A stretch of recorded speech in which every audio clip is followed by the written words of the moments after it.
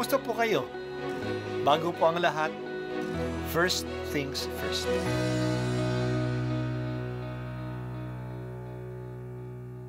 Good morning po. Sinisimulan po natin ngayon ang first things first.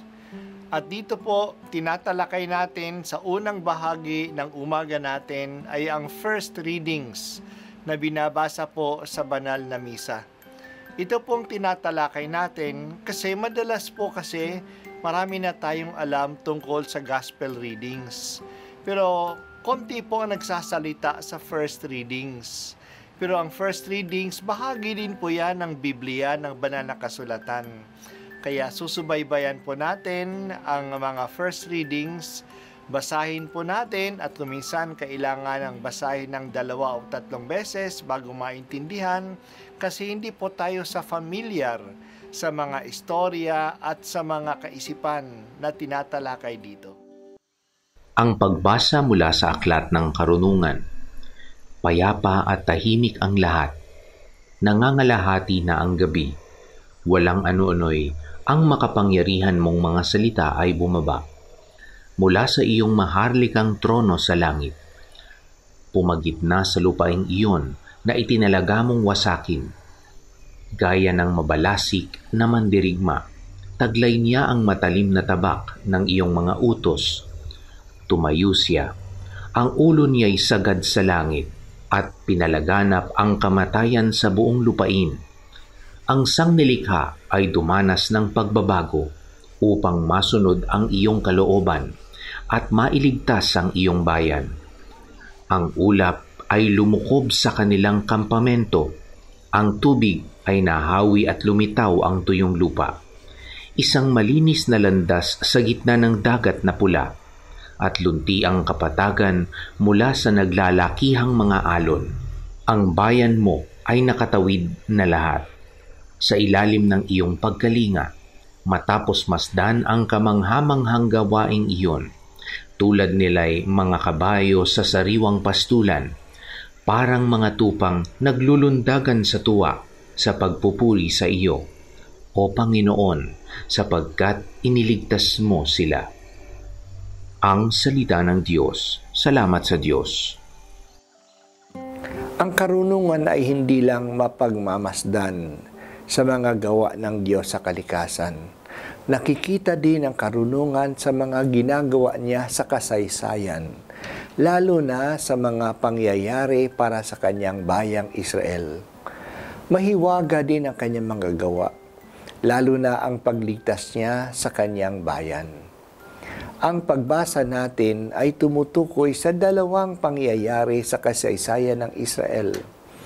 Ang una ay ang pag-alis nila sa Ehipto dahil sa kamatayan ng lahat ng mga panganay ng mga Ehipsyano.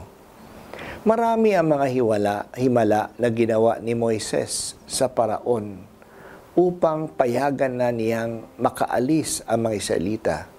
Nandiyan na ang tubig at ilog ng Ehipto ay naging dugo.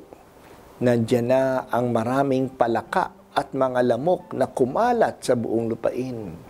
Nandiyan na ang salot ng pigsa, ang pag-ulan ng apoy, ang matinding kadiliman. Hindi na kumbinsi ang Paraon na talagang kumikilos na ang Diyos para sa kanyang bayang Israel. Ngunit isang gabi, pinadala ng Diyos ang kanyang anghel at pinasok nito ang mga bahay na walang dugo ng kordero sa mga hamba ng mga pintuan. Pinatay ng anghel ang lahat ng mga panganay, pati na ang panganay ng Paraon. Pinaalis na ng Paraon ang mga Israelita, natakot na siya sa Diyos ng Israel. Ang isa pang kababalaghan sa kanilang kasaysayan ay yung pagtawid ng mga Israelita sa gitna ng dagat. Nabiyak ang dagat.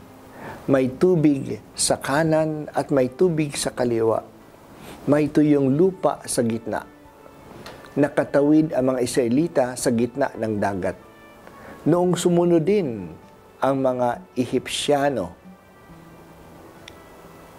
at ang kanilang mga karwahe, Bumalik ang tubig ng dagat at nalunod silang lahat. Taon-taon inaalaala ng mga Hudyo ang dakilang pangyayaring ito ng kanilang kaligtasan sa pagdiriwang nila ng Paskwa. Talagang dakila ang Diyos. Ginamit niya ang kalikasan upang maligtas, mapalaya ang kanyang bayan. Ito ang tanda na talagang sila ay bayang pinili ng Diyos. Kung noon ay iniligtas sila, hindi ba niya sila papabayaan? Hanggang ngayon, ang alaala ng kagandahang loob ng Diyos ay nagbibigay sa kanila ng katatagan na hindi niya sila pababayaan. Kaya hinihikayat sila na gunitain ng malugod ang dakilang gawa ng Diyos.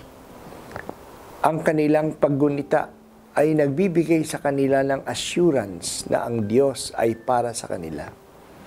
Para sa atin, ang dakilang gawa ng Diyos na ginugunita natin ay ang kamatayan at pagkabuhay ni Jesus na sinasaluhan natin sa bawat misa. Ito ang alaala na nagliligtas sa atin hanggang ngayon. Dinadakila ka namin, Panginoon, sa mga dakilang bagay na gawa mo para sa amin. Pinupuri ka namin magpakailanman. Ito po ang unang pagbasa at ako po ay si Bishop Broderick Pabilio dito sa First Things First.